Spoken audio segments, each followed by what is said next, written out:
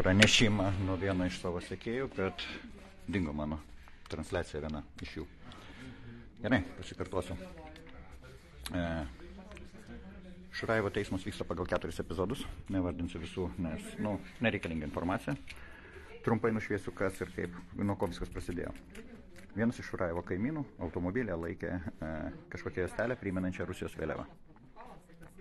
Mes su jumis puikiai žinome, kad Šuraivas turi labai daug pajamų iš to, kad renka ten visokius pinigus Ukrainos karo pratesimui. Taigi jisai nutarė iš to pasidaryti savo papildomų galbūt reklamą ir pradėjo klijuoti lipdukus visokiausius grasinančius ir panašiai, ten išvykę iš šalies ir panašiai. Pradėjo klijuoti lipdukus ant savo kaimyno lango. Paaiškėjo, kad dabar teisme man paaiškėjo, kad kaimynas nieko net nežinojo, kas toks Šuraivas. Jiem tėvas pasakė, kad, nes kaimynas kamerą pasistatė ir pamatė, kad kažkoks bičias čia klijuoja. Parodė tėvai, tėvas sako, klausyk, čia mūsų kaimynas, youtuberis. Žmogus atvarė pas jį į namus ir sako, klausyk, tu čia ką darai?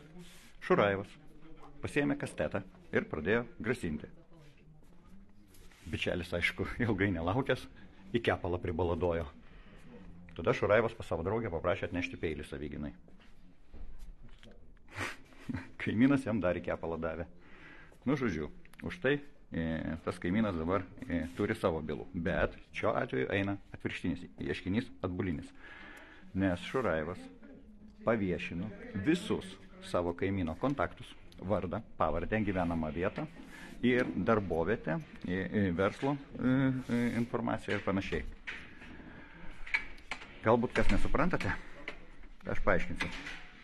Jeigu per visas televizijas ir radijas yra transliuojama, kad Kinija yra gėris, Kinija yra gėris, Kinija yra gėris, o Indija yra blogis, Indija yra blogis, Indija yra blogis, tai atsiras labai didelė masė žmonių, kurie psichopatiškai patikės, kad Kinija yra gėris, nes tai transliuoja televizorius ir daro tai pastoviai. Tai yra poveikis į smegenis. Tai dabar yra transliuojama, kad Ukrainos karas yra gerai, Ukrainos karas yra gerai, Ukrainos karas yra gerai. O kad Rusija tenai dalyvauja yra blogai, kad Rusija dalyvauja yra blogai. Ir štai paviešinami tokio žmogaus kontaktai. Paviešino jos žmogus, kuris vadinamas nuomonės formuotoju. Suformavo nuomonę, kad čia yra Lietuvos priešas. Ir štai gali atsirasti sekėjų, kurie norės būti tokie populiarūs kaip pats Šuraivas. O kaip pasiekti tokio populiarumo? Vartot kažkokias tai medžiagas, filmuotis tokiam apsvaigusiam, rodyti savo lytinius organus ir panašiai. Ir toks žmogus gali atvykti ir pamėginti kerštauti.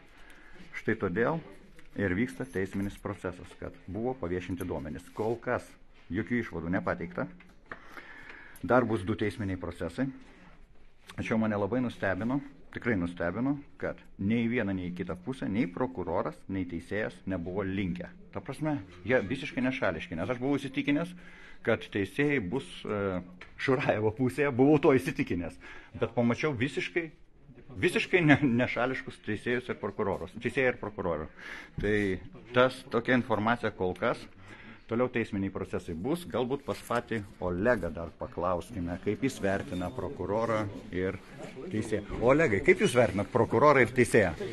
Aš labai vertinu viską pakankamai. Jie šališki buvo ar ne? Jūsų pusėje, priešininko pusėje? Visada, žinot, kai tu esi, tai aš pasakysiu jums vieną dalyką.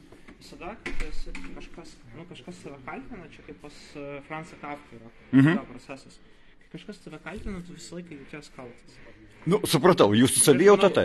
Jo, šiuo atveju tikrai suvokiu. Tai šia savijauta emocinė yra tokia, o kas liečia... Bet atmetas emocijas dabar, kai prisimenat klausimus, kokius jau uždavinėjo, buvo šališki ar ne? Ne, nebuvo šališki, aš šitą istoriją jau kaip ir supratau, aš jau žinokit ten nuo pusės posėdžio jau maždaug savo šachmatų sudėliojau visus savo galvoje, kad viskas čia yra akivaizdu, kad čia jokio pagrindo nėra mane kaltinti. Greičiausiai viskas baigsis niekuo. Ne, tai kad nieko. Čia ne apie tai, kad nieko nesibaigs. Čia baigsis įdėmiai, mano nuomonė. Jūsų nuomonė, tai kad... Bet aš labai bijau, kad taip gali atsitikti. Ir man labai baisu, kad vadimui tiesiog reikės turėti dar vieną teismo procesą. Bet jau bus ne aš kalbėjau. Supratau, atvirkštinis. Supratau. Jis yra kaltinamas, kiek žinau, dėl fizinių sužalojimų, ar ne? Jis jau nėra kaltinamas, jis yra pripažintas kaltu. Pripažintas kaltu. Kaltu, kad jo, dėl fizinio susižalojimo. Ir, čia žinot, kaip sako, yra tokia frazė labai faina. Čia ne mano karas. Supratau. Čia su valdymu vapšė ne mano karas. Mano karas yra, aš žinau, ką jūs veikiat, mes žinom. O sakykit, jūs vertinat, kad valdymas palaiko pačią Rusiją ir Rusijos agresiją, ar tiesiog jisai palaiko pačią politiką vykdomą Rusijoje, atmetus karą? Aš norėčiau iki galo įsitikinti procesą, ar tikrai jisai palaiko Rusiją. Ir aš pasakysiu taip, kad jeigu jis pasakys, kad aš padariau klaidą, kad aš Ukrainos agresijos vykdomos agresijos prieš Ukrainą pakabinau Rusijos vėliavą ir aš padariau klaidą taip suprovokuodamas ir tas lipdukus ir suprovokuodamas visuomenę ir aš tikrai atsiprašau, aš to tikrai ne taip supratau dalyko, nes aš tai nežinau. Supratau, įvertinote kaip... Būna žmonės daro klaidas, žiūrėkit, žmonės daro klaidas. Ja, čia idėjinė kova įvyko, aš taip supratau. Dėl to aš ir sakiau ir sekėjams savo, kad aš nepalaikau nei kaltinamosios pusės, nei nukentėjusios. Ne, viskas tvarko, jūs čia ne apie tai esmė yra. Kalba apie tai, dar kas smagus, dar ką jisai rodo savo vėliavą. Ir dar yra, ką jisai daro. O ką jisai daro? Va. Ir šitą aš dar norėsiu procesą... Dar bus sekantis procesas. Supratau, kol kas neatskleisite. Aš nežinau, aš turiu prielaidų, kaip ir jūs. Kol kas tik prielaidas. Mes esame tik žmonės, kurie gali klysti. Supratau. Niekas neturi, kaip sako, žinot, kad visi viską kontroliuoja pasaulyje. Problema yra tame, kad aš tai norėčiau viską kontroliuoti. Ir jūs norėtumėte. Norėtųsi procesas, jo, kai kurios norisi. Mes norėtumėm kontroliuoti, bet klausimas, ar mes galim viską kontroliuoti? Faktas ne. Gerai. Brangūs žiūrovai, kaip matėte, ir mane taip pat nustebino šiandieną nuo pat ryto. Stebino Olegas, vietoj pašaipų ar dar kažką tai konstruktyviai kalba, citatos. Ne, šiandienai nereikia, mes teisme rimti dalykai. Rimti dalykai. Bet čia nebuvo šou, šį kartą buvo ne šou ir tai malonu. Būna šou kartais. Būna šou, kai išveda labai iš kantrybės, tada net laikot, supratau. Žemaitaitis, kai išveda iš kantrybės, man tada būna, jau aš pradedu junginėti trolinimą. Supratau. Deja. Šiandienai mane tikrai maloniai nustebinot ir aš tikiuosi, su jumis neturiu problemų. Mes ir nebuvom nesusikirtę. Plus jūs neturit kažkokios galios, kurias gali prieš mane, aš prieš jūs irgi negaliu nieko. Aš kaip ir... Mes tokie tučių velniai. Aš tik taip įvertinti atėjau. Gerai, tvarkuoj. Tai netrukdau visiems čia, tai gerbiami sekėjai, kiek supratot ar ne.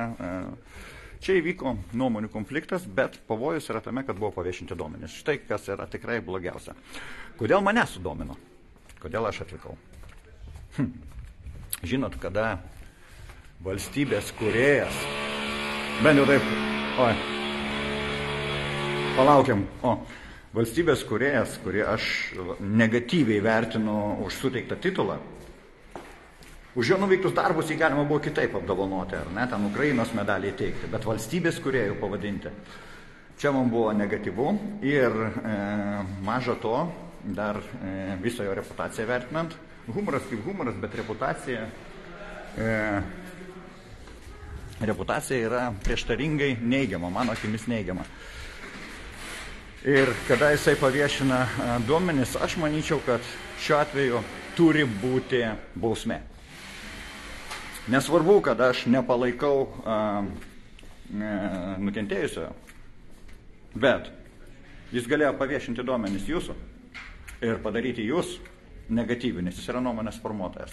Bet jeigu jūs padarytų kažkurį tai, nesvarbu, dėl savo reklamos ar dėl kažkokių tai priežasčių užsimanytų padaryti jūs negatyvių, nukentėti galima labai stipriai. Ir galimas dalykas netgi sveikatai padaryta žala ar kas nors blogiau. Nes ir automobilis buvo apgadintas, ir grasinimai buvo ir taip toliau. Tai šitoj vietoje mane sudomino. Tai būtų keista, kad Šimonytės draugas būtų nuteistas. Ir beje, aš kažkodėl, iš teisminio proceso, iš prokuroro, iš teisėjos, aš matau nešališkumą, tai tikimybė tokia yra. Kiek galėsiu rasti laisvo laiko, skirsiu tam, atvykti į posėdžius, dar 2 posėdžiai mažiausiai yra planuojami, tai pasižiūrėsim. Kol kas transliaciją baigiu, nežinau, nieko daugiau neturiu ką pasakyti. Vertinkit patys.